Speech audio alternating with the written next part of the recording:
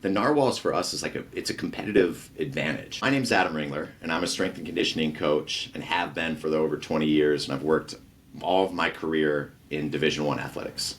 We needed to find a solution to helping, namely 1 to 2 athletes on our squad, try to reduce their core body temperature when it mattered the most, which is competition.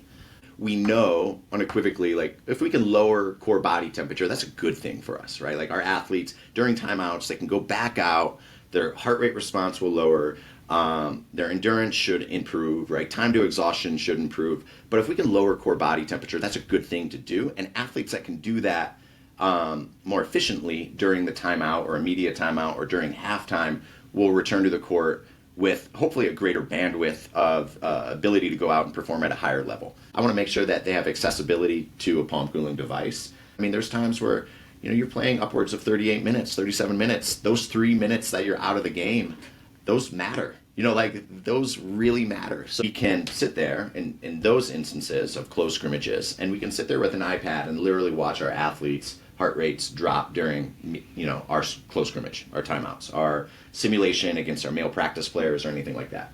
And that's where it really gets interesting to see how the rate of decline of everybody's heart rates, and then you get to see that faster slope with palm cooling. That by alone is great for us because now timeout's over, those starting 5 or those 5 players are running back on the court, getting ready for a defensive stop or getting ready to take the ball out and go down the court and do what they do.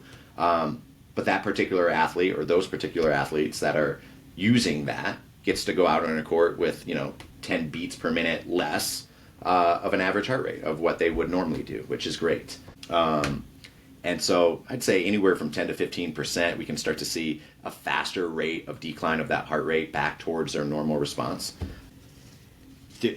There's so many different sports, right? And if a sport lends itself to having those intermittent periods of recovery, I think that sport could benefit from palm cooling, right? Basketball certainly has that. I think your hockey base has that, despite the environment already being quite cool. I think baseball has an opportunity of doing that in dugouts, so softball as well. I think football has an opportunity while offense is on the field. Defense could be doing it. Defense, offense while they're switching.